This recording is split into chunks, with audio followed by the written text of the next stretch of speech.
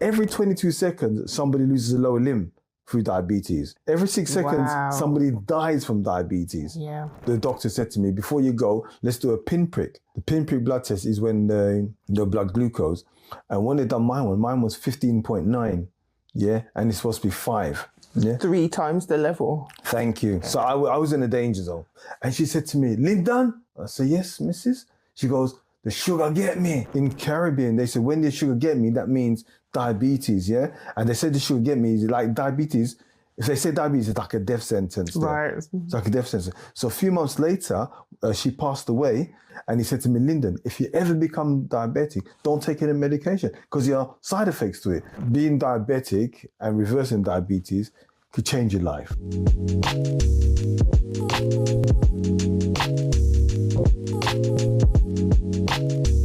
Greetings and salutations. I'm Alicia Mullings and this is the Sense Only podcast. This podcast is for those who are tired of the disconnection, the distraction and the noise of the world. It's for those who know that we need to be the change that we want to see in the world. Today, I have an amazing guest who's here to share his story of how I'm not even going to tell you what he did, but basically he was able to heal himself. And this is the type of stuff that we need for this podcast. This is people who are seeing a problem, seeing a challenge and taking action and doing something themselves and not waiting for somebody else to do it for them. So I have literally been looking forward to this interview. I've been looking forward to it so much and I am over the moon to welcome Mr. Lyndon Wissart. Thank you very much. Thank you very much for having me, Alicia. It's an honor and a privilege to be here with you today. And thank you for the kind words that you've shared. Thank you very much. It's genuine words. Oh, thank you. I didn't even want to say earlier when I said I didn't want to say how I felt before. I'm going to express it on the camera. Yeah. Literally, me reading your book, listen, I enjoyed myself. Thank you. And this is, I'm not even guessing, I actually really appreciated the read. It was a straightforward and easy read. Yes. I just appreciate your heart, your passion comes out in how the book's written. I appreciated the visuals. I'm actually a very visual person. I'm a visual learner. Yeah, like me, yeah. So the fact that you included so much in there, all power to you. Thank you so much. I very much appreciated that book. And I'll read it again and I'll promote it again. Even if you wasn't here, I'll promote this book. It's amazing. So please tell the people about you, your story, share with us. Yeah, well, my story starts from when I was diagnosed with type 2 diabetes in October 2015. I'm of Jamaican descent. My parents are Jamaican. I was born in London, Bethnal Green, Hackney, and I grew up in Tottenham all my young teenage years growing up in Tottenham. So I'm a North Londoner through and through, and I've loved it. I've loved all my time there. And as I got older in life, the thing that I wanted to do when I left school was to become a chef. So that was my passion, because when I was younger, I was the latchkey kid, because I'm the baby of the family. Right. So I'm the first one, to come home after school. So nobody's at home. So I have to go home. And what I used to do, I used to go home, go to the garden. I used to get some scallion, which is spring onion, because Mum used to grow it.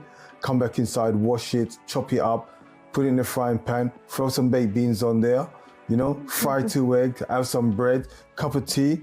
And that used to be my pre-dinner.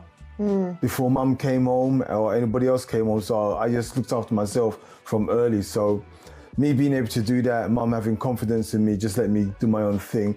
I had the passion for cooking early. Okay. Do you know what I'm saying? So when it came to the stage when at school, we had choices of woodwork, metal work, home economics, all these different things. I'm not giving away my age, but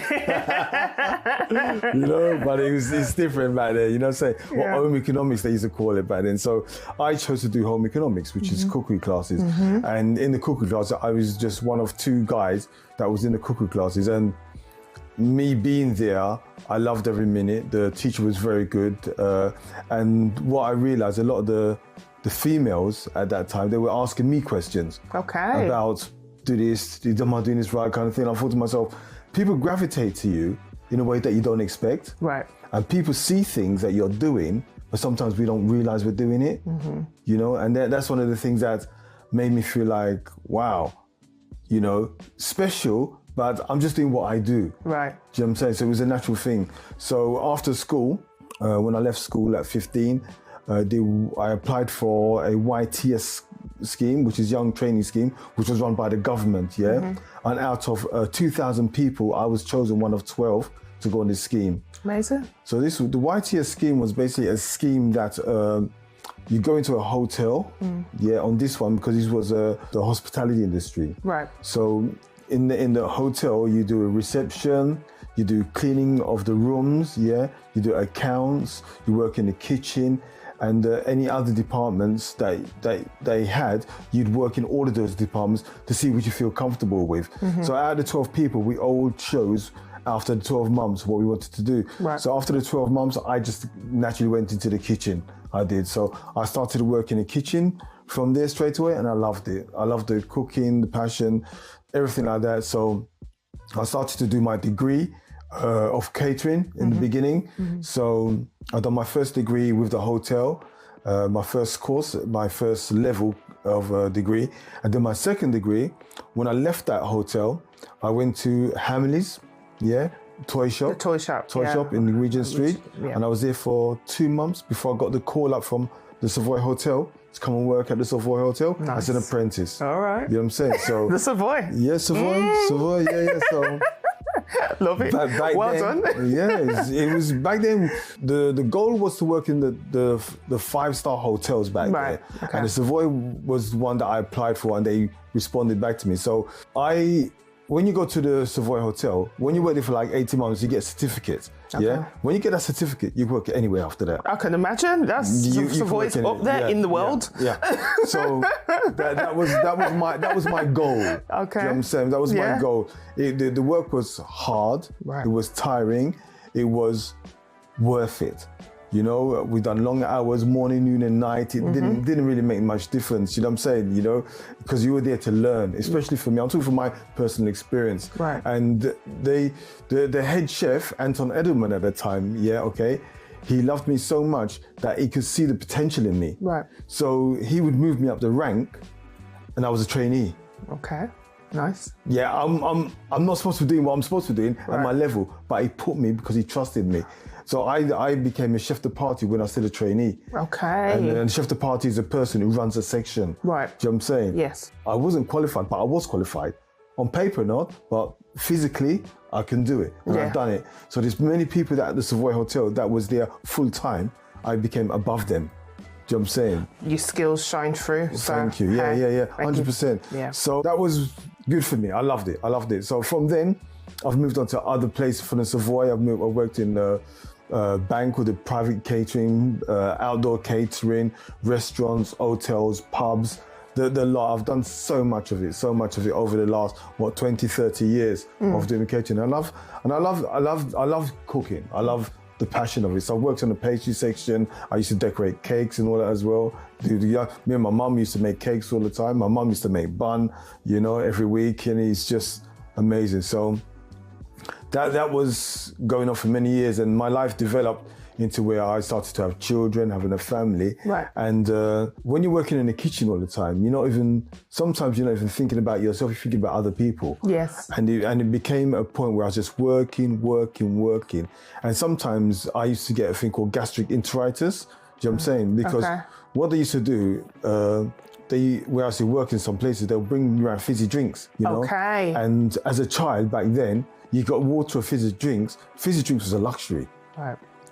Some people won't understand this now because you got fizzy drinks everywhere now. Yeah. But at my time, someone come around with a can of Coke or lemonade. It's like, wow. Right. Do you know what I'm saying? They're giving it to you for free. Yes. It's like a life-changing experience, So when I experienced that, I used to drink so much lemonade. Okay. And one day, my stomach was I was in so much pain, I couldn't work anymore. So the chef said, Lyndon, you need to go home or go to the doctor. So when I went to the doctor, they done a test on me, and they said I had gastric enteritis. Okay. And it's because I had drank so much lemonade back then. Yeah. So back in the 90s, I had certain symptoms within my body. I was always tired. I never always felt so good because I'm just working in the kitchen working hard, family, blah, blah, blah, not looking after myself. I was always tired back in the 90s, and I thought I don't know if it was strange or weird, but I was always tired. Do you know what I'm saying? And the thing about it,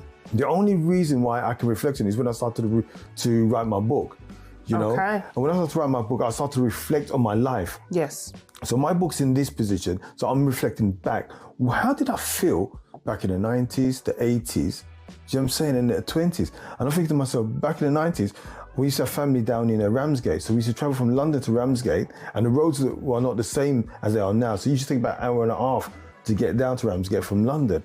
And I'm thinking to myself, you know something, I'm tired. So I used to get 2 bags of jelly babies. Yeah. Okay. 2 bags of jelly, because jelly babies are beautiful, nice texture, and they're sweet. Right. So psychologically thinking, the sugar content keep me awake for driving. Okay. So you're having a jelly baby just to keep you awake. Okay. But it wasn't like that though. No. Because the thing about it, once I got to families' houses and stuff like that, they said, one of the things they used to say to me, Lyndon, don't sleep when you come. Oh, so it was like a thing. Yeah. That they know when you reach their house, you're going to sleep. Yeah. So I get to people's house, I see I hit the sofa. Wow. I'm just gone. Knock out. Yeah, I'm just knocked out. So that could have been one of the symptoms of type 2 diabetes back then. Right. But I didn't know what diabetes was. Okay. And I didn't know what to collate the symptoms too. Do you know what I'm saying? So that's another thing that kind of interesting when you look back on your life.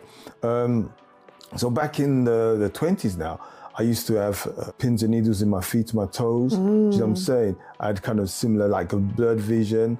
I was overweight. Okay. I was always urinating on a regular basis as well. You know, I was just not in a good place. And what happened one day, I was working in the kitchen, and while I'm working in the kitchen, I'm working on a calculator. 1 and 1 is 2, 2 and 2 is 3, 4, 4, 5. My mind just wasn't focusing. I just couldn't focus properly on working on a recipe. And when you're in your little zone, you could hear somebody making these jokes in the background, but you're not taking the notice of it. And then this guy got to me, Lyndon. She's like, you wake out your comfort zone. I thought, Lyndon, you know. I said, what? And I just looked on the guy. I just looked in the chef straight in his eyes, and I just ran out of the kitchen. I went into the changing room, and I fell down on the floor, and I was crying like a baby. Wow. I was crying like a baby. Because you know something, Alicia? I had so much things going wrong with my body. My mind, my body, my spirit, all the symptoms. I had blood in my stool. Wow. I had pains in my stomach. I couldn't focus properly. You know, I had personal issues with my body. You know what I'm saying? We go through things that we try to deal with in our own little way. And I thought to myself, no. So I'm in the change room. I was just on the floor, just crying.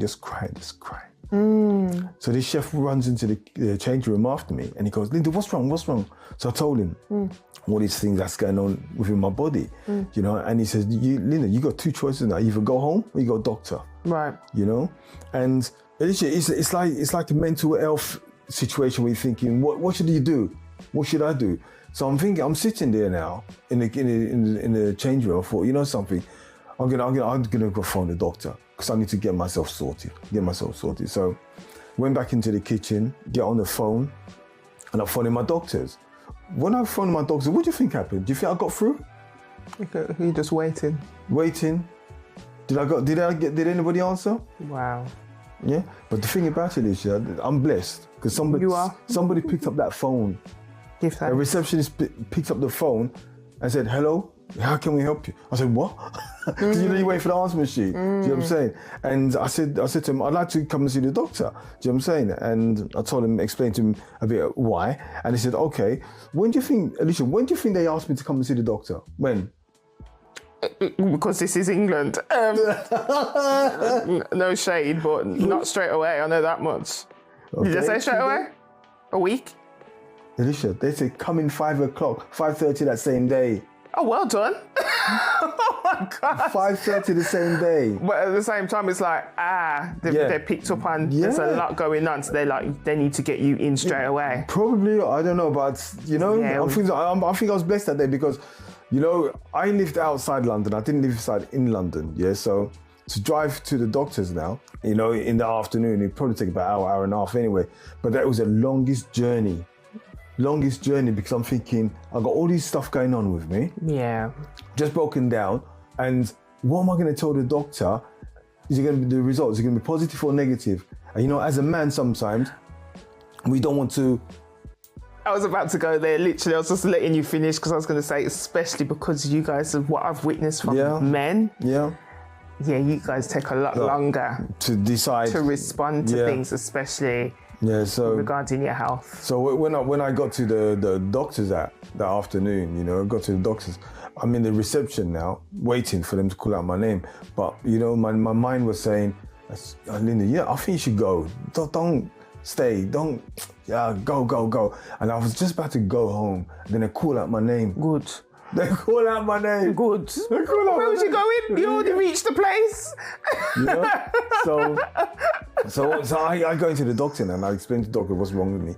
The pains in my stomach. She says, okay, go on the couch, lay on the couch. So she started to poke me here, they feed me everywhere, and she couldn't find nothing. Do you know what I'm saying? So we said to her, we'll have to send you to the hospital to get a checkup, you know what I'm saying? And I told her about the blood in my stool as well. So she says, I don't know what that is. We'll have to go and check.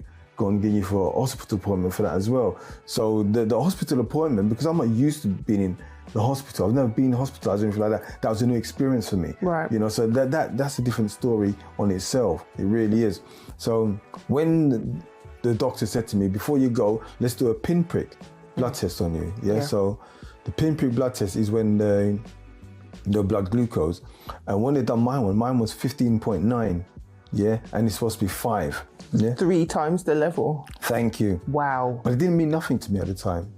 The simple reason why it didn't mean nothing to me is because the doctor told me you may be diabetic. And basically, I thought to myself, wow, okay, we're going to have to send you to get a HbA1c blood test. And the HbA1c blood test is when they monitor your blood sugars for the last 3 months. Okay. Yeah.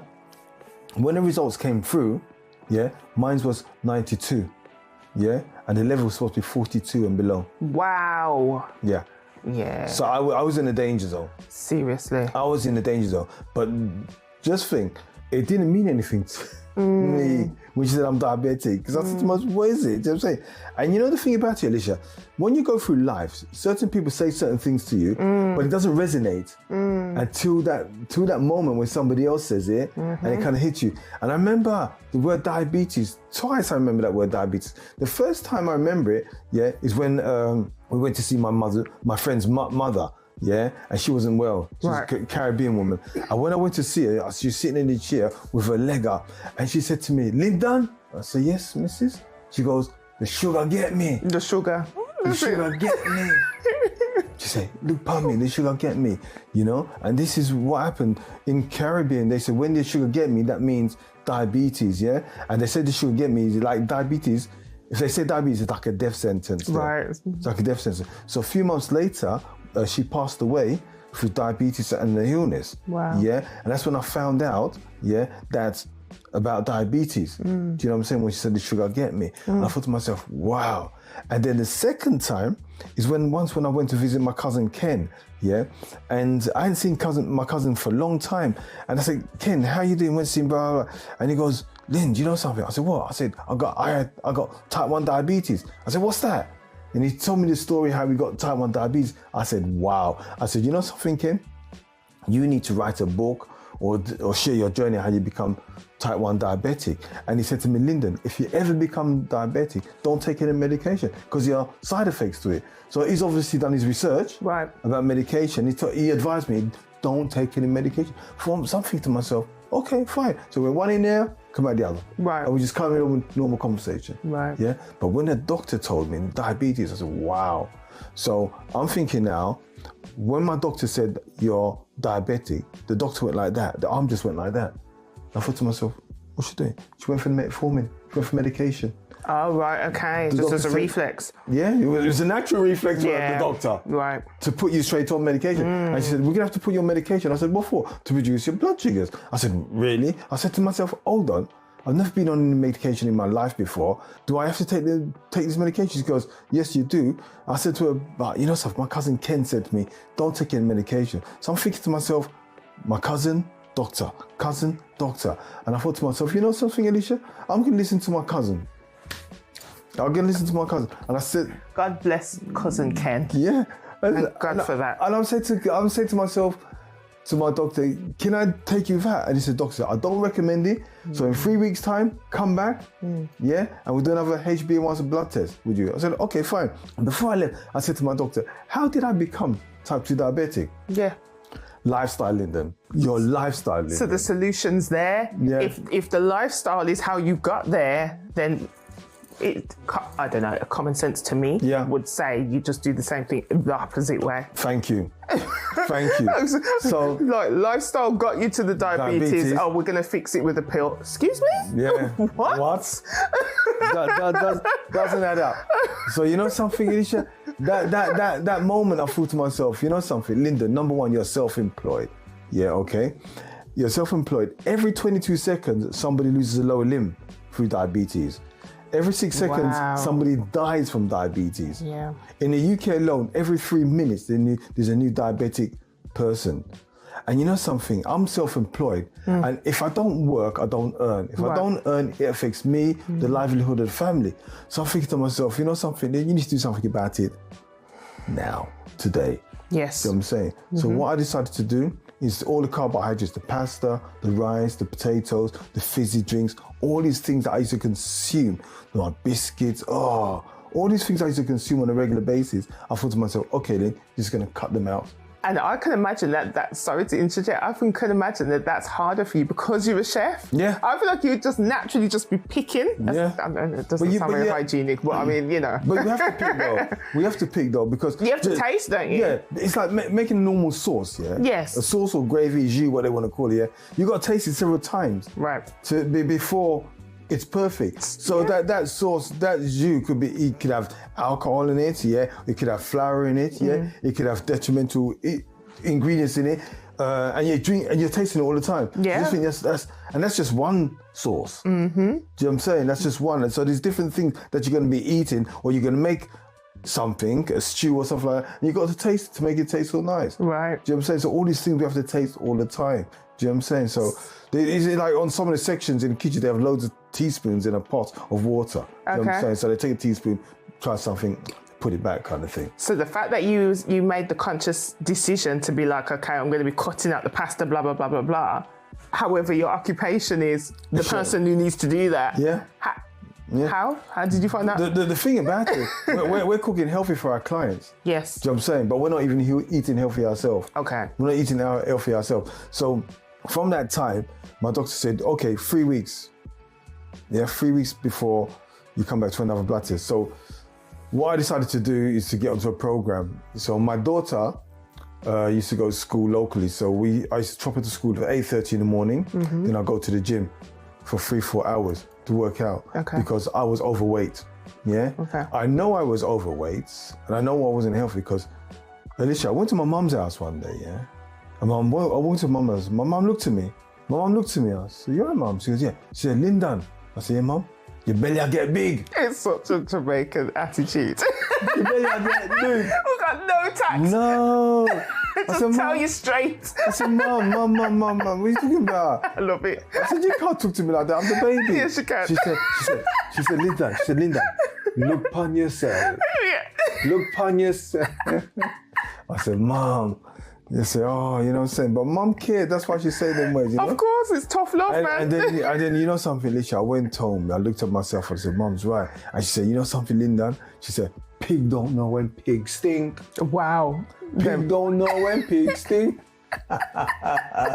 Basically, what that means is when you're in an environment of certain people or around you, they're not going to tell you that you're overweight or you're looking bigger, you're looking fatter, or you're around the same kind of people who's the same like you. So they're not going to take it to share how they feel. Right. You know what I'm saying? So I'm thinking to myself, wow, okay. So that put me on a journey of working out in the gym now. Do you know what I'm saying? Yeah. So I'll go in the gym 3-4 hours. And when I was in the gym, I was doing this, that, rowing, exercises. I was doing so much different things. But I got fed up being in the gym for so long. It became not boring, but it became kind of boring because I'm just doing things. And I thought to myself, you know something, you need to get yourself a routine. Yes. Get a routine. So I got a personal trainer. We ran all the different machines, and all the machines that I liked, that I worked on, So I went on a cross trainer. Then I went on a rowing machine, bicycle, then we've got a V-plate, do a bit of skipping. There's a lateral machine because I ski that helps the body flex. Doing that, then I'll go back on a little bike as well. And I just still little things to do. But the thing about it, at my gym, £1 you put in the car park was for 4 hours. Yeah, 50p was like for 2 hours. So I challenged myself. Okay, then you got to get a routine where you're going to put 50 pence in that meter, and then you're going to get in and out within that time. So I worked on a routine to do all my exercise and get out of that gym within 2 hours. Okay. So that was it. So when I got back to the car, I'd have a punnet of blueberries and a banana. And that would be my thing. But I'll be drinking water though when I'm in the gym. I'd always drink water. And after doing this routine for about a month, I cut down all of the food. I went back to get my doctor 3 weeks later, 25 days later, and my HbA1c from 92 went down to 77. Okay, amazing. So it's improved, yeah. So when I went to see my doctor, I got the result. The doctor says, whatever you're doing, keep doing it, And then I've done it again. So in another 28 days, I was doing the same thing. My HbA was from 77 down to 60. Nice. But at that time, I'm one of these people who set goals, yeah? And my goal was to get down to within the 50s. Do you know what I'm saying, But I hit the 60. I wasn't happy, but I was happy. Yeah. And that was going down to 60 HbA1c within 2 months, was a very clinical part of my journey because I didn't realize it. That's the day that I was meeting my cousin Ken, Well, I said, Ken, you need to write a book. So Ken said, yeah, I've been thinking about writing a book. So I got a friend named Darren who's written a book, he's an author, And I told Darren about my cousin. So Darren said to me, Lyndon, come to this event on this such and such day, okay? And we're gonna help you or help your cousin to find out more about writing a book. I met my cousin Ken at the train station, and I told Ken, guess what? I said, what? He said, what, Lynn? I said, my HbA1c is 60 now. He says, what? I said, my HbA1 is 60. He says, no, you can't be. I said, yeah, Ken, listen to me. Mine's 60. He says, do you know what you just done, Lynn? I said, no. Lynn, do you know what you just done? 2 months, no medication, and your HbA1c is from 92, down to 60 in 2 months. Yeah, Lynn, you don't get it, do you? I said, no. So we're walking down to the venue. Ken's looking at me. Lynn, do you know what you done? I said, no, Ken, no. Lynn, it wouldn't stop until we got to the venue. So when we got to the venue, my focus is on Ken, getting as much information about writing a book. So I sat at the front, Ken sat at the back. I'm looking at Ken, you should be here with me. I'm here for you. Do you know what I'm saying?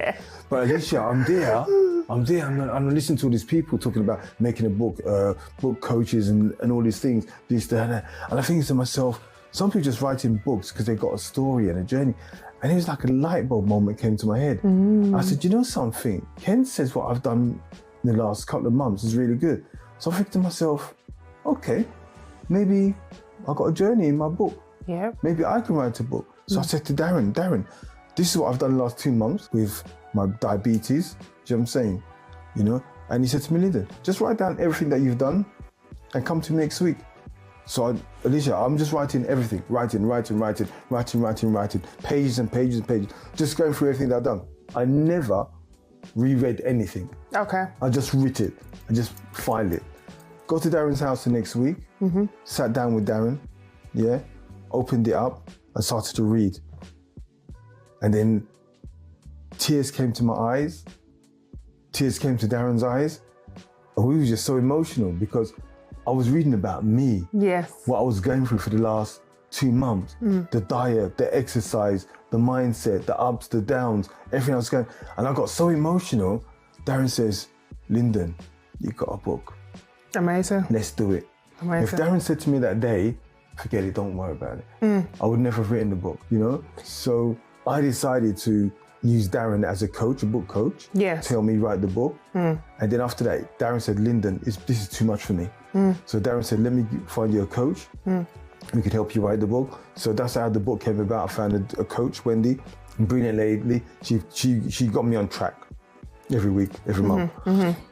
With Wendy got me on track, I done the book. She liked it, I liked it. I tell her what I want, everything like that. We just got it. So that's how the book came about. So there's a lot of people questioning me about the book. Do you know what I'm saying? Why this is not any? I said the book's about my journey of what I went through and how I done it. People questioning what? Saying why is it not recipes in the book? And so because they see me as a chef, because they think it should be a recipe book. But I'm saying it's not a recipe book. Why haven't you got recipes in it? I said, well, I'm doing the right recipe. I didn't think like that. I'm just showing you my journey. Your next book, there you go. Exactly. You know, so that's how it was. So that was one turning point. So with another month, my HbA1c from 60, went down to 41. So I went below the normal rate. So I went back to normal in 105 days without prescribed medication. That is absolutely incredible. And and thank you for writing the book. Yeah. Thank you. So and just documenting your journey, because there's so many people who can benefit from hearing your journey. Because like for me, I personally don't have diabetes. However, there's a lot of people who I love who do have diabetes. Exactly. Which is also a reason why I'm so drawn to you, because this is a lot of other people's story as well. So whether they have it themselves, their mum, their granny, their dad, whoever could have it as well. And, you know, knowledge is power at the end of the day. Exactly. And I was just beaming.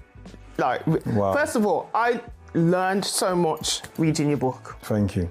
I didn't know nothing, the depths of glucose and flavonoids and the levels and this, that and the other. Now I do. And it makes a big difference in their life. It makes a big difference because at the same time, this can now, I guess, elevate my conversation. Yes.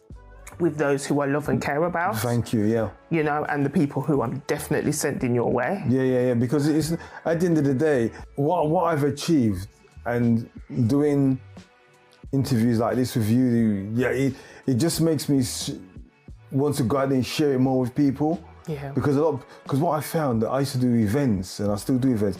And initially, you know one thing about it, a lot of men used to come up to me, used to whisper in my ear, Lyndon, I got this thing going on. Right. I got this thing going on. You know, I can visualize it now. I'm standing here, talk to someone, and I got to see a line of men behind them waiting to talk to me, and they say, I've got this thing going on. Do you know what I'm saying? Look at the specifically the two men who I love to bits. I'm not going to call them out of who they are and how they're related to me, but they're watching this and they know who they are. The ones who I've tried to send to you. Send them along. I'm on them. I'm on them. But it baffled me, the fact that I practically, respectfully, kind of put you right in front of them. Basically, I told them about you. I gave them your number. And they didn't come to you. What advice would you give, actually, in terms of me kicking them to come to you? Because you've done it. You can help them. This is why I'm glad I've done it, because you're going to find people out there who wants to find someone like me that's done it. Right. Do you know what I'm saying? Because we're so used to a certain society of telling us we're going to live with diabetes for the rest of our life. It's a lifestyle change now. Do you know what I'm saying? So they just accept it.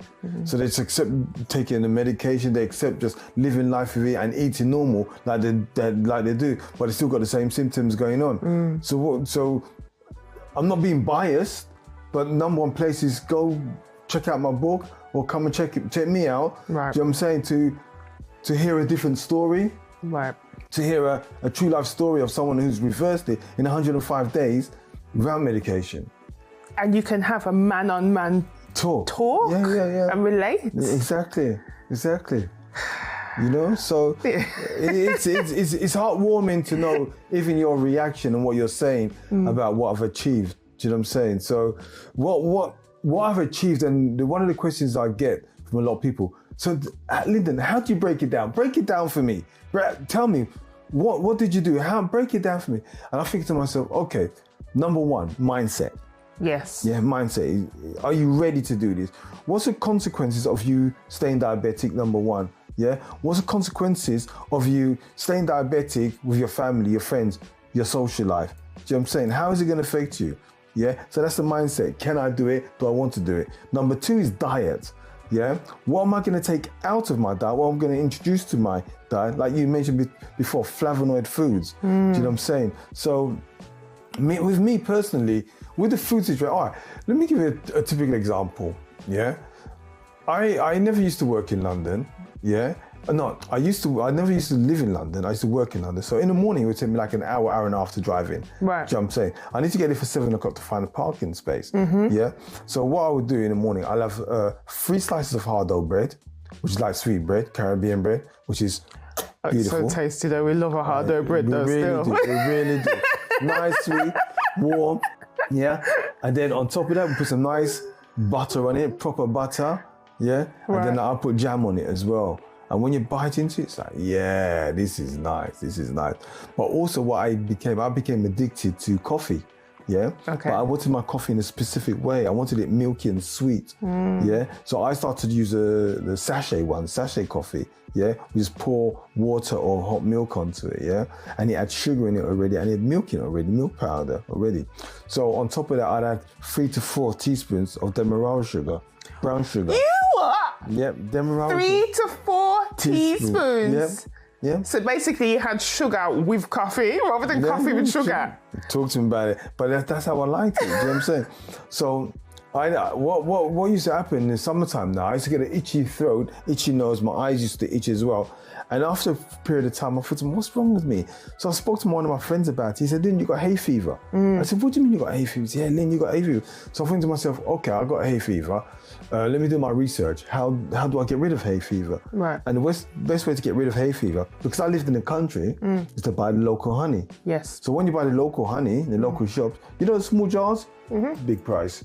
Yeah, but it's so powerful though. Big price, yeah? Yeah. So I'm thinking to myself, Alicia, how long, Lynn, are you going to be buying these small jars for? So after a period of time, I went to the bigger stores with the bigger bottles with a smaller price. Okay. Psychologically, that's what you do. Right, okay. So I started to add honey to my coffee. Instead of the sugar? No, with the sugar. Oh, come on, man. No. You can't take one out to add another. No. This is on top. So back then I used to eat cornflakes. I used to eat so much other things. So I used to put honey on whatever I could put honey on. And the cornflakes as well? I love my cornflakes. Yeah, you committed to the sugar, man. I know. So that was my way to work. Once I got to work, yeah, I'll be cutting cakes. So we used to have lots of events going on. So for example, you get a sheet like this, yeah, okay, and then that's a cake. But if you bake it in a tin, the edges are a bit rough. So to get each portion the same, yeah, we have to cut it certain ways. Yeah, so I'll be cutting the trimmings and put them in my bowl in front of me. Yeah, cutting the trimmings, bowl in front of me. See, that's. And then what would happen? Someone would come and do you want a coffee? Do you want a tea? I said, yeah, I'll have another drink, whatever you want to do, tea or coffee. So I'd have a tea or coffee beside me, tea or coffee. So the coffee's got my sugar in again, got the honey in again, and I'm drinking it and that. Okay, that was when I'm at work in the morning. Lunchtime come, yeah, okay. Lunchtime come, you're gonna have pasta, rice, potatoes, you're gonna have a fizzy drink or water on the table. Do you know what I'm saying? You know, chips, whatever you want. So at lunchtime, yeah, we're gonna eat, stuff ourselves. Yeah, okay. After stuffing ourselves, in the afternoon around 2:30, we're gonna have a tea, coffee break. So if you have a tea break or coffee break, you can't just have it by itself. You have to have biscuits with it, or you got to have some more cakes with it. So this is what I would be eating, yeah. And then after that, when we're finishing work about 4:30, 5 o'clock, depends on the time. If it's early like that, normally we're going to hit rush hour on the motorway going home. So I thought to myself, let me get something for my trip home. So I go to one of these shops and I get a free meal deal. It'll be a BLT sandwich, a chocolate bar, a fizzy drink, a pack of crisps. So you can pick and choose what you want, yeah? Wow. So that would be my trip home in my car. So some days I'm driving, I could hear this noise, ka-ching, ching, ka-ching, ching, in the boot. I thought, what's that noise then? So I used to open up the boot, look in the car, look in the boot, and I said, my J2Os. I used to have cases of J2Os. Wow. Yeah. The reason why I had cases of J2Os, because I never used to drink alcohol. Right. So I used to go to pubs, clubs, family events, and I don't drink alcohol. So I had to find a drink when I go to a pub, yeah, or a club. What do I like? So I got addicted to J2Os. Do you know what I'm saying? So I started to drink J2Os. But in the shop, yeah, in the pub, it's £2.50 for one bottle of J2O. Alicia, when you go to cash and carry, I think they was expecting me. I know. They was expecting you. They was expecting me. As soon as I walked in there, yeah, the big sign said case of J2O, yeah, for £5.50. Yeah. And that's like 6 bottles for £5.50. Yeah. And I'm paying £2.50 for one in it. Oh my goodness. So you get to buy a couple of cases, so I have cases. But just think the psyche of how the addiction works. Yeah? That was deep. So I would open the boot. I'd get a bottle opener. I bought a bottle opener. Yeah, and I'll get a bottle right in front of the boot, and I'll just knock one back. I don't know why. I just knock one back, and I'll take another bottle and put it in the car for my journey home. And then when you get home, you have dinner as well. When I got home, the wife's cooking food or partner's cooking food, whatever. Yeah, pasta, rice, potatoes. On the table was my 2 favorite drinks: ginger beer or mango juice. Yeah, and just think, if you said to your wife, listen, I've been eating all day, I can't eat no more. No, she's going to get upset. Thank you. Yeah, you can't do that. You can't do that? No. No, she's going to say, what's wrong with my food? So I've got to eat again. I've got to eat again and drink again. You know? So what happens after that? Wow, Alicia? that's a lot of intake. Yeah. So after we've had our food, men, I know a lot of men do this, we sit down on the sofa, turn the TV on to watch some football. Gone. We're gone. And then later, the wife about 9:30 comes kicking, in the ribs. Come get up, go to bed. So okay, I'm coming. So the wife goes upstairs. You go to the kitchen. You know, so I'm gonna have a cup of tea before I go to bed. Oh man. I'm gonna have a cup of tea. So I make a cup of tea. You go to the cupboard. Biscuit. Digestives. Take about 3 or 4 of them out. Sit down in front of the TV. Digestive. I gotta go back to the kitchen. Go back to the kitchen. Get the packet. By the time you know it, Alicia, packet's done. That's a lot of intake. So since that was your previous lifestyle, now we've improved, what does it look like now? Fasting, mainly fasting. Oh really? So what I'm coming on to now, this is what I've just explained to you. A lot of men do this because when I've done events, and I talk to men, Lyndon, that's exactly what I do. I do the same thing. I say, what? I say, yeah, I do the same thing. So I thought to myself, well, okay. So from there, knowing that other men do it, every time I talk to people, write down what you're going through each day. Write down what you're eating so you can analyze and understand it. Because don't forget, even through those meals, between those meals, we still pick as well. Snacks. Maybe sweets, biscuits, little things here and there. So the next thing after the diet, Anisha, is physical activity. Yes. Yeah, physical activity. So this is where I was doing my physical activity to lose the weight. Do you know what I'm saying? The physical activity is good because it gives you more energy as well. Yeah. So you get your mindset, your diet, physical activity. And the last one was intermittently fasting. Yeah, intermittently fasting. Intermittently fasting, I didn't know I was doing it. Because when I was taking my daughter to the school and I'm in the gym for 3-4 hours, I never eat anything or water for about 4, 5, 6 hours. So I was doing that 4 or 5 days a week. So that was like normal for me. And when I told one of my friends about it, Michelle, a nurse, she was a nurse back then, she told me, Lyndon, you're intermittently fasting. I said, what? She goes, yeah. I said, what is that? She said, you're abstaining from eating food. So my lifestyle now has changed from mindset, diet, physical activity, intermittently fasting. So 9 times out of 10, I don't even eat in the morning. I just wake up and I drink water. Okay. Yeah? Yep. I drink water, yeah?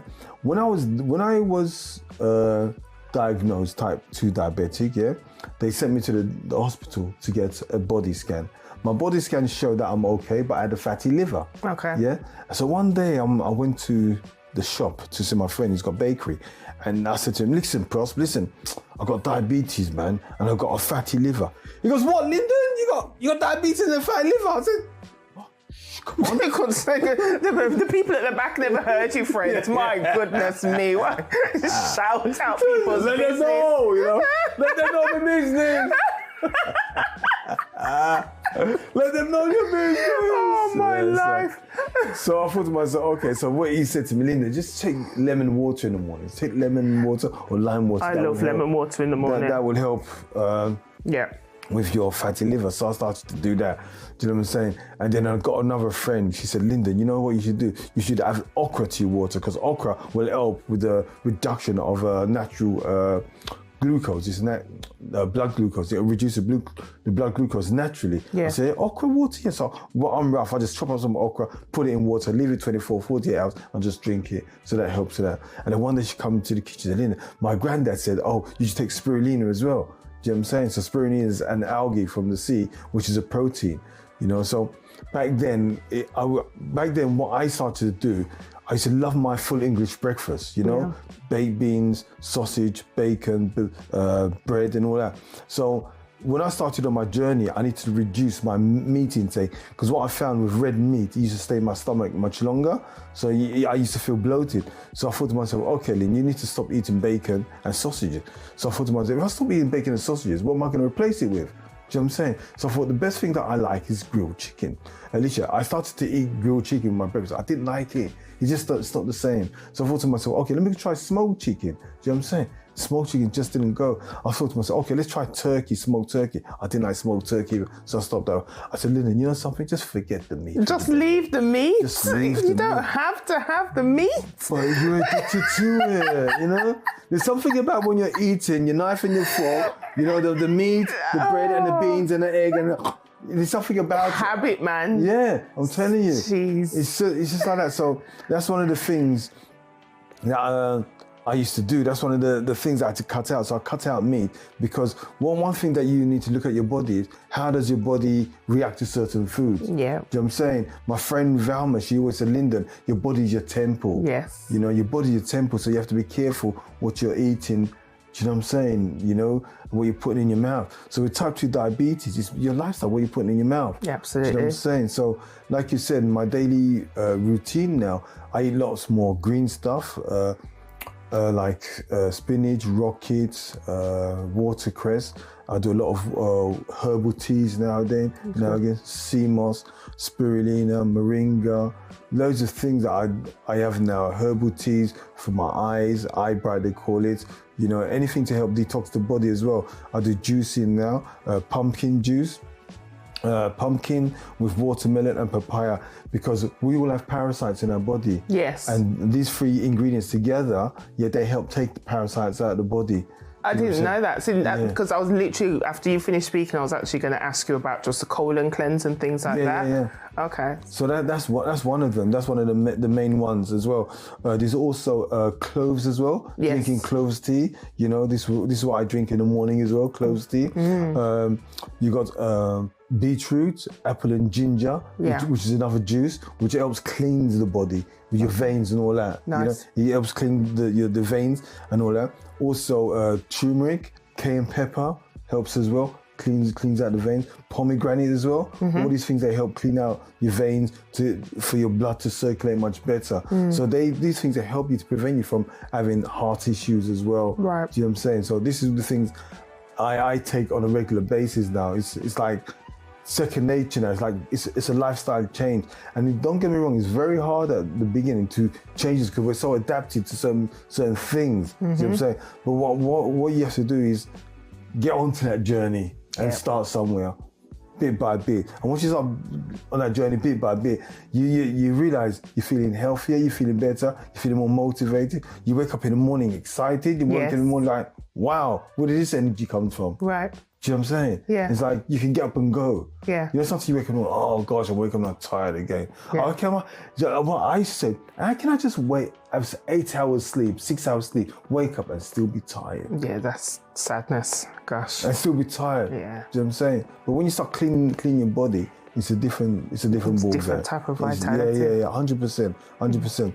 So I don't eat meat like I used to.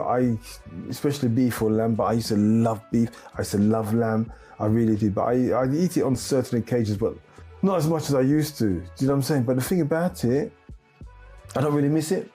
I'm the wrong person to talk to about meat. I've not ate meat since 2004. So. Oh, wow. So I definitely don't miss it. It's been a long time. Yeah. Wow.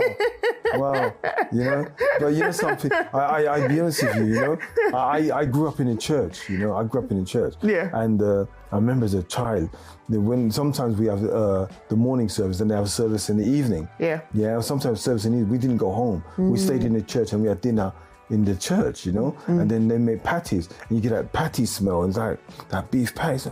It's like, wow. Wow, I don't know, Alicia, there's something about it.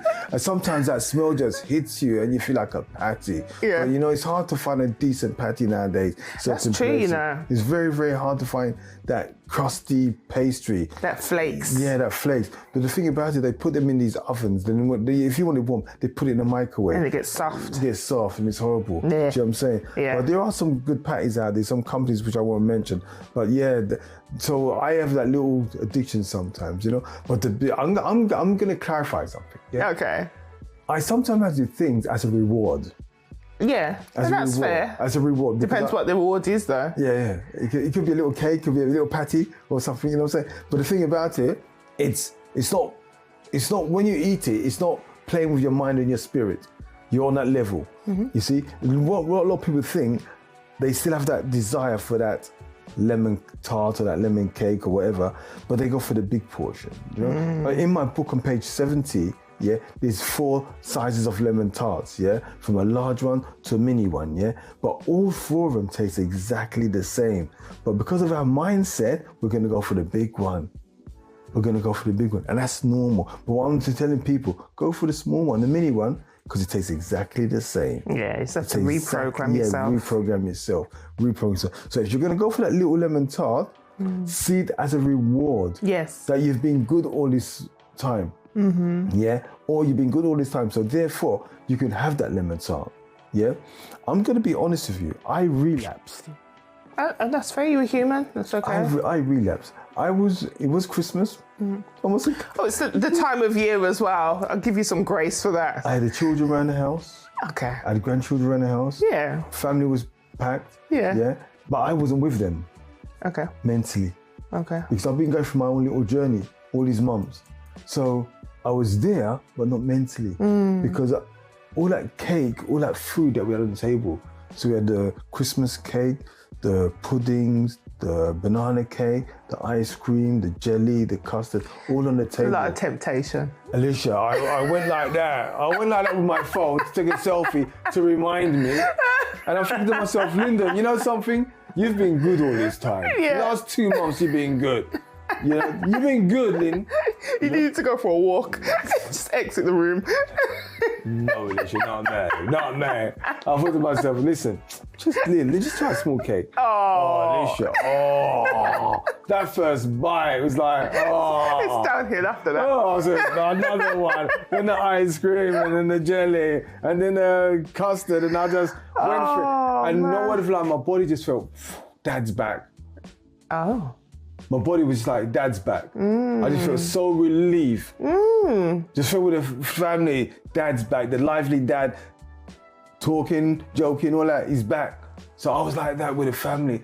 And Alicia, I thought to myself, wow, what a relief. So I knew this was December, yeah? So I knew in January, February, I got blood tests coming. The HbA1 blood test. Yeah, it's work hard So I now. thought to myself, wow. Okay, so when I went for the blood test, yeah, and I got the results back, yeah, Alicia, the blood sugar level didn't spike at all. It was so low. Oh, because obviously prior to that you'd maintained it for so long. Thank you. That didn't make a major difference. Not a difference. And I guess after that day, I'm guessing that you didn't. No, after that day, you did it on that day, but then you went Got back back to your to life. normal, yeah. Okay. You know what I'm saying? Yeah. So this is why I said to people, don't feel guilty about certain things you do, but do the work first. So that your mind and your spirit work on the same level. They work on the same level. Yeah. Do you know what I'm saying? So that was an amazing experience for me. When I got the result, I thought, wow. Well done. I thought, wow. If somebody was to look out for, because I see your chart here, someone was to look out for symptoms that may be related to diabetes, what would they look out for? That's the symptoms chart. What they'll look out for is blurred vision, number one. Do you know what I'm saying? How's your eyes? Yeah. Pins and needles. If you're on your fingers and your toes, if it likes tingling. Yeah. If you're overweight or if you're losing weight is another symptom. Urinating on a regular basis, running to the toilet 3-4 times an hour or more or less. Do you know what I'm saying? That's another one. Slow healing of cuts as well. That's another symptom. So as a chef, you know, I used to be cutting fruit and veg, chop, chop, chop, chop, chop, chop. But when I read that, the symptoms of slow healing of cuts, I started to slow down. Cut. Because if you cut yourself in the kitchen nowadays and that blood doesn't stop, you know, you have to go home or they're going to put a blue band-aid around you. Yes. You know what I'm saying? And a lot of chefs that walk around like that, I didn't. They don't want to show that people they cut themselves. Okay. Because they get embarrassed. Oh, right, okay. It's like an embarrassing thing nowadays when you cut yourself in the kitchen. Okay. You know, so what other symptoms did I miss? What would be causing itchy genitals? What's happening in the body? The sugar, too much sugar in the body. Makes you have itchy genitals? That's interesting. Yeah, it's like flush. Like oh, okay. yeah, Okay, so it's like more of like a yeast situation. Yeah, exactly. Right, okay. Yeah. So this thing, the reason why I got it on there because more I had itchy genitals. Do you know what I'm saying? I'm trying to deal with things my own way. Do you know what I'm saying? So this is one of the other symptoms of it as well. Interesting. Yeah, 100%, 100%. So if anyone's got any of these symptoms, go get a HbA1c blood test. HbA1c blood test. Blood test, yeah. Okay. And then when you get that, you get a printout of it from your doctors. Get a printout of it. Because the thing about it, Alicia, when I done mine from 1992 down to 77, and my next goal after 77 was to get down to the 50s. Do you know what I'm saying? So then I had a target, something to aim for. That's why you need to get a printer. So when you know what your HbA1c is, okay, I'm going on a journey now. I'm going to start monitoring what my levels are. So you got to do all the things right, you know, the exercise, the eating, all these kind of things on a regular basis. So I would go for a blood test once a month, so I'll do a 24-hour fast before the blood test. Yeah, and I'll do that every month. The last blood test that I was going for before I reversed it, I went for 27 hours without food, just water. Yeah. So when I said to myself, okay, then you're gonna do 24 hours, yeah, fasting, and when I 24 hours, I'm gonna have a nice meal, have something really nice. Do you know what I'm saying? Because not eating for 24 hours, like, so I thought to myself, no. When 24 hours came, Alicia, it's like, is that it? Yeah. Is that it? So I thought, Lynn, you know something? Challenge yourself. Go 25 hours without food. I thought, okay, 25 hours, just water. Okay, is that it? So I thought to myself, sure, go 26 hours. Is that it? Go one more, 27 hours. So I went 27 hours without food, just, you know, and I thought to myself, it's the mindset. It's definitely the mindset. I used to be able to fast up to about 3 days and just water. Oh, really? Wow. But I used to find the hardest was literally the first day. Yeah. Once you kind of get pushed past and get over that hump. Yeah, straightforward. Yeah, and you really do see it's not so much your body, it definitely is your mind. Yeah. Because so I mentioned this to somebody the other day and they say, but I think about food all the time. And then you find that it's just a habit. It's a habit, yeah. And a lot of the time when you feel like you're hungry, it's actually sometimes it's thirst. Yes, exactly. Or actually boredom. Yeah. So even one of the symptoms is being thirsty all the time. Yeah. I just think instead of drinking water, we drink fizzy drinks to replenish that thirst. So the drinking of fizzy drinks adding more sugar back into the system to make you continue going to the toilet. Right. Do you know what I'm saying? So this is one of the things that I found as well when you speak to a lot of people about it as well. So just cut out the fizzy drinks and just drink more water or find a natural water. This is what I do. I find a good bottled water, which I like, or you get the water filters or whatever you want. You know what I'm saying? To make it good for yourself. You know, so everyone's got their own little thing that they like. You know, so it's funny because I got a mineral water that I like, and it's kind of fizzy. Mineral water. I gave it to my cousin. I don't like this, it's fizzy, I don't like fizzy. I only like still water. I said, bring the bottle back to me. Everyone's got their own little... Yeah, definitely. Their own little thing, you know, so yeah. Are you coaching people with, obviously, what you've learned and what you've achieved? Are you considering helping people? I haven't, you know, the funny thing with me, Alicia, you know, I've got a thing called a reflection call, yeah, which my IT guy's done for me. On my website, it's like £100, yeah. You discounted it to £85, yeah. And you get a book for that for 45 minutes consultation. The amount of consultations I do without doing that. Because I don't know, something inside me just says, let me talk to people. And I'll just talk to people, 45 minutes, whatever, without selling them the book. They can go online, buy the book without charging them. I think sometimes it's good though to actually hold people's. I know we don't want to baby the people, Yeah, but sometimes you have to baby the people Yeah. and hold their hand through it. Yeah. You know, because it's just how people would relapse and whatever. Yeah, because what I say to a lot of people, they say, Linda, can you call my cousin? Can you call my dad? Can you just I say, yeah, I don't mind talking to them. Let them call me. Yeah. Yeah. Once they call me, I know they're ready. Yes. I know they're open. But I can call them. Oh yeah, my sister told me you were gonna call me. You know, I know I got diabetes. I said, pardon? Hold on. I'm calling you to help you. Oh, I got an excuse. I can't give up rice. Right, You know what I'm saying? But if you're phoning me, Alicia, and I said to you, you have to give up rice. Yes. You say, oh, really? Yeah. I said, yeah. Then you take it in. You're plugged in, yeah, you're plugged in. definitely. Because I speak to some Asians, they eat rice every day. Yeah. The average Asian, one guy told me, is 60 kilos of rice they have in the house. Wow. A bowl of sugar, a bowl of rice is like 6 teaspoons of sugar. Wow. Yeah. That's deep. It's deep. It's very, very deep. That's very deep. It's very, very, very deep. Yes. So after you've healed yourself, what did the doctor say? Funny enough, lovely doctors, nothing. I had a meeting. when my blood glucose went down to 60, they knew the results. They said, let's have a meeting. I went to the meeting, nobody turned up. No. Yeah, nobody turned up. And ever since then, I've been on diabetes courses. Yeah. And I said to them, listen, I don't mind joining you guys in courses, come and talk and help about my journey. No, not one phone call back. I rang them several times. They're not interested in me. They're not interested in what I do. Yeah, so I thought to myself, I just stay in my own lane. I do my own thing, and don't worry over it. Do you know what I'm saying? Because I know what I done, and I know how I done it, you know. And I've done events with other organisations over there, and I'm here, and everyone's coming to me. Good, and that's how it should be. Yeah, everyone's coming to me. Wow. You know, so how is your family and your network been? How's your cousin Ken been? Yeah, Ken's good. I've met up with Ken sometimes. Ken's good.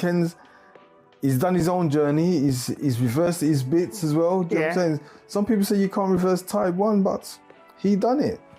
I've met 3 people who were diagnosed type 1. They're not type 1 no more. Amazing. Yeah, I'm telling you, that's Kenneth's story.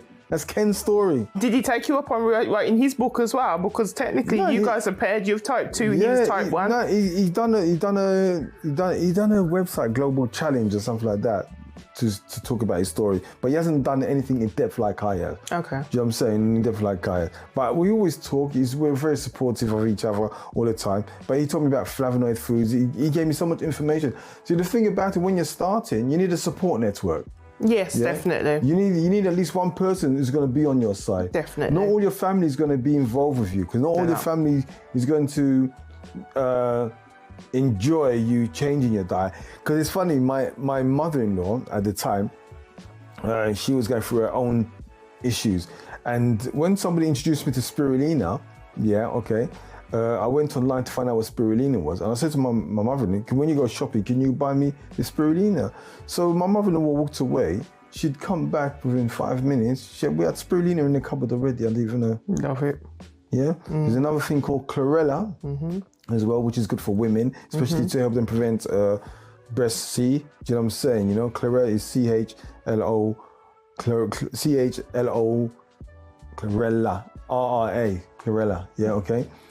That helps as well. So she brought that out as well and showed me that. So she was on her journey already. Yes. And sometimes we're living with people, but we don't know what they're going through. She started to eat healthy, but we were still eating our own stuff. And then when I started to eat healthy, we started to eat healthy together. That's good. Do you know what I'm saying? And everybody else was still eating the meat and whatever. Do you know what I'm saying? So it was good. She was very, very good, supportive towards me. And she made lots of vegetarian stuff, because she went vegetarian, blah, blah, blah.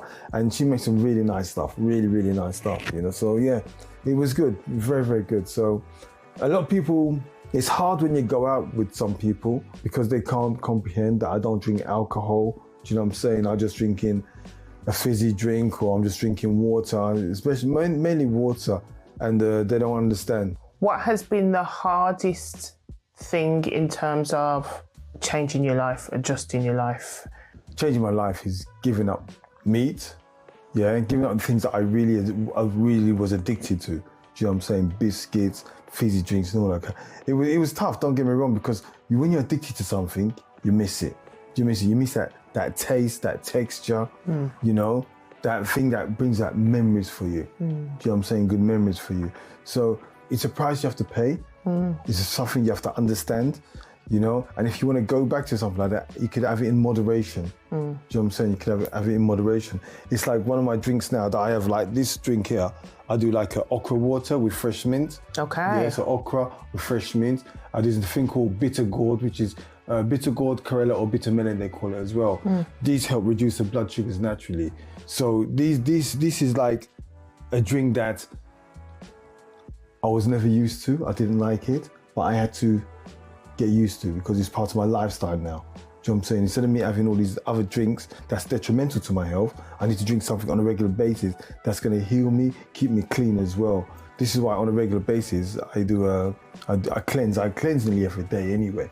Do you know what I'm saying? Good. Pumpkin seeds, herbal teas. Do you know what I'm saying? My water, my okra water, all these things. It's part of my life now. Yeah. You know, and when you reach to a certain stage in your life and you analyze everything and you've got so much to live for, why not try and keep yourself as healthy as possible? Definitely. You know, so now I'm back in the gym. Yeah, I got roller skating now. Nice. Started that this week again, roller skating. Excellent. So I'm going to be going on a regular. So I'm going to take my daughters with me as well. Yeah. They're all going to come. Do you know what I'm saying? It's, you know, it's going to be like a family thing. My friends, I'm taking my friends about it. Oh yeah, I'm going to come with you. Even one of my friends, she took out a 40-year-old roller skates. Do you know what I'm saying? She said, oh, Linda, I'm coming with you. Do you know what I'm saying? I just got rid of 2 of my sets of skates, you know, and I'm like, the weather's changing, I might need to get a new skates. Oh, yeah. I'll come and join you guys. Yeah. Because they do an adult session where I live in Tottenham. Do you know what I'm saying? There's loads of skating communities. One of like the main guys who's just making all sorts of moves. He literally is my is technically in my family. It's my cousin's ex-partner, her child's dad. He literally lives around the corner, and he gets.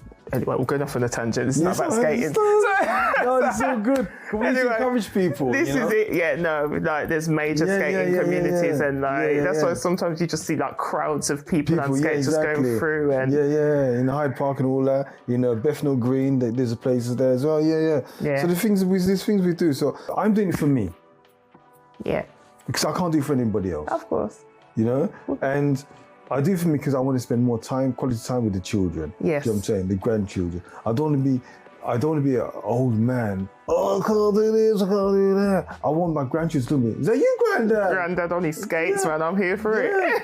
But even my daughters, the adult daughters, said, Dad, well done. You know what I'm saying? Even one of my daughters, she skates regular, she's like really excited. Do you know what I'm saying? I thought, that's nice. That's nice. They said, Dad, I can't wait to come. Do you know what I'm saying? Which is good. So I'm doing these little things because even on a Wednesday night, my nephew, I go gym with my nephew and his mum and dad and his uncle for just not bodybuilding, but just to maintain the muscle. Do you know what I'm saying? Yes. Keeping everything toned up. And he's really, really, really good. Jamie's awesome. My nephew Jamie is on another level when he's working with a group or individuals. He cares about you. He motivates you.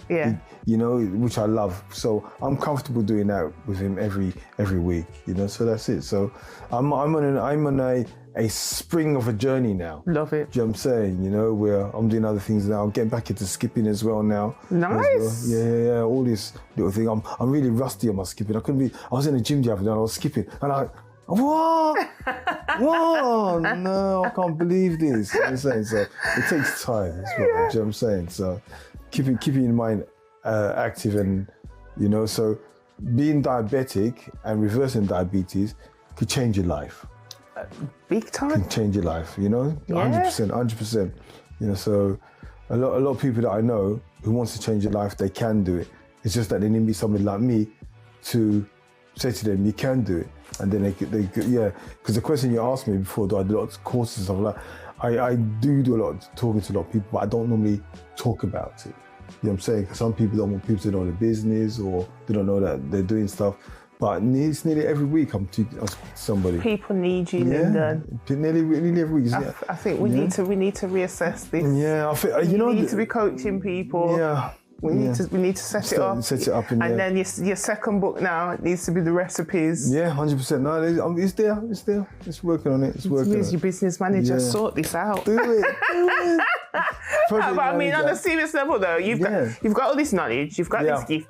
You're a living example of what you're talking about. Yeah. Because there's so many people out here just chatting. There's so many people out here creating courses that it's technically theory for them. They haven't achieved whatever it is that they're out here selling. Yeah. You have achieved it. Yeah. So therefore, the best person to be actually helping other people is you. Because we appreciate the book, and as I said, I'm a great fan of this book now.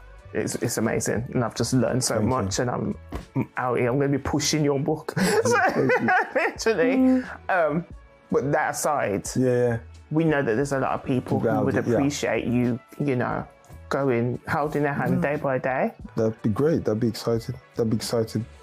Where can people find you, Lyndon?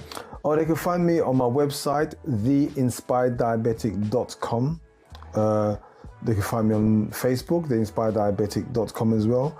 Instagram is Wissart, LWISSART. Surname. And I'm here. You can get the book from my website as well. You can get the book on normal platforms, other selling platforms. Library, you can get my... The reason why we got the book in the library, because one of my friends, he works in the library, and he said, Lynn, you should get your book in the library because some people can't afford to buy the book. So the option there, if you want to get the book, go to your library, ask them for the book, Inspired Diabetic, or just put my name, Lyndon Wissart, and it will come up. If they don't have it, request it, because they can get it.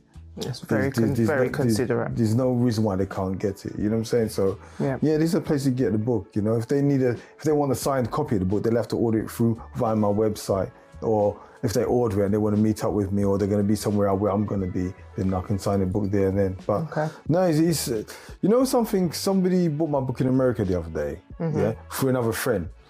And Alicia, the thing about it, I didn't go out to write the book. It wasn't my goal.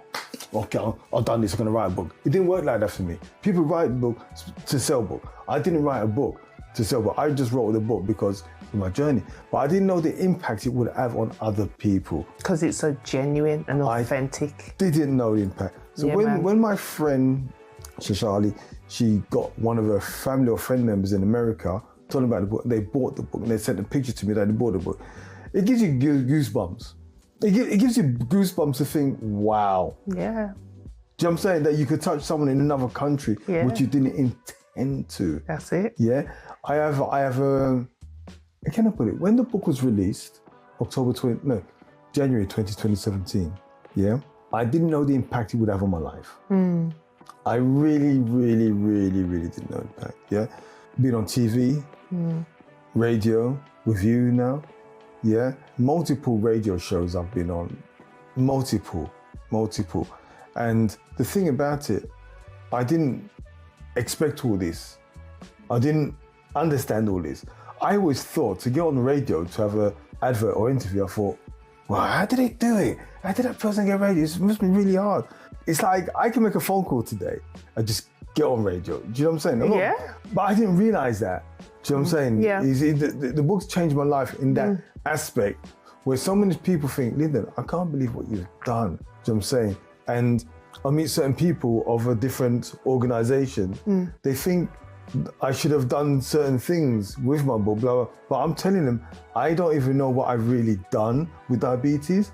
All I did I just went on a journey, but I didn't know how it would affect other people. This is why it's so special, because that was not your intention. Yeah. You was literally trying to, I guess, save yourself. Exactly, yeah. And that's why. It's amazing. Yeah. And people appreciate it because it's empowering. You're a living example of how people can empower themselves. Yeah. Literally, you're a walking example of that. And that's what I'm saying. Like, it's so valuable. And that's why when I heard your story, I was like, no, definitely need to tell the people about you. Yeah. So it was your story alone that captured me. The book was a bonus to your actual story. You know what I mean? Because I needed you on this show before I even got the book, and then I read the book and I'm like, thank you very much. I appreciate it. So, literally. I need you to have a course so I can send people your way. You know, the amount of people I need you to save. Or help themselves save themselves. Save the world. Literally. No, literally, because there's so many people I love and care about who have Diabetes, and yeah. sugar. Yeah. Literally. Yeah. Literally. Oh, wow. You know, and get a little bit more serious because people who watch this podcast would have seen a few episodes at the top of the year. I actually did like a little short sharing moment where I was, because there was a lot of deaths at the beginning of this year in my orbit, and I think on that day I just got word of the 5th death, and this was a month ago. We're only in March, but the last one, that lady there, she died from diabetes. Oh wow. Literally. Wow. So I say that to say I see so much more importance in what you're doing. It's funny you should say that. A couple of years ago, there's a celebrity who died from diabetes, and they knew he lost a leg, he lost a limb. Do you know what I'm saying? And they're rushing around, what to do. Do you know what I'm saying? But it becomes too late sometimes. You know, it becomes too late because they take it seriously too late. Too late. You know, they take it seriously too late. You know, so there are things they can do straight away to start changing their life, but it's a mindset. You know, it's a mindset. Yes, you know, so yeah. That's it. It's been amazing. Do you have any final words to say to the people? The final words that I'd always say to people, you know what I'm saying? You know, your body's your temple. Your body's your temple. It's up to you. The 4 things, excuse me, that I'll leave you with: your mindset, your diet, your physical activity, and your intimately fasting. Do you know what I'm saying? These are the 4 things you need to focus on. And it's easier than you think. Yeah. It's so much easier than you think, because the way I live now, I'm thinking people could live like this, but it's a mindset. Yeah. It's a mindset of who you're associating yourself with as well, who you're around with on a day-to-day basis. Right. Do you know what I'm saying? So you have to associate with people, because I've got friends around me who are eating healthy. We always talk about it. We always eating clean, drinking clean, and we talk about it. Yeah. Do you know what I'm saying? Which is a breath of fresh air. Love it. A breath of fresh air. Yeah. Yeah, so that's what I can leave you with. And yeah, I wish everyone the best, you know. And Alicia, thank you, Empress, for having me on your podcast. It's been an honor and a privilege. Really have. Thank you. Thank you so much. No, seriously, thank you for being you. Thank you for having the courage to step out against, you know, I guess what doctors were saying or tried to hand to you. Yes. You know, thank you, and your cousin Ken for actually having that relationship and his experience and sharing that, and you and dropping that seed on you that you've actually nurtured, cultivated, and ran with. Yes. You know, and once again, I said the courage and responding to the Most High, responding to yourself, responding to Spirit in terms of writing that book and being aligned to even, you know, care enough to take your cousin to that event, which has now obviously worked out amazing for you. You know, things like that. These are, because so many people get these little signs and nudges, but don't respond to them. So I say, I thank you for responding to that, and here we are today. Yeah, if you feel anything, just do something about it. That's it. You have to do something about it. That's it. This has been a... Love it, man. Love it. Thank you. Thank you, man. Thank you. So that's awesome. Another wonderful episode, incredible episode, inspiring episode. Thank you, Lyndon, for your story and doing the work and just being a leader and being somebody who is the change that we want to see in the world, stepping into that, your calling. And I hope everyone's taken so much from this story. I hope everyone jumps on getting this book, if it's for yourself or your loved ones. Stay tapped into us. Go to Lyndon's website, talk to him, communicate with him, do the usual for me, talk to me, comment, social media, everywhere. I'm here. Let's keep connected. Let's keep healing. Let's keep taking ownership, holding our own power, doing this work and making change. And as usual, stay blessed.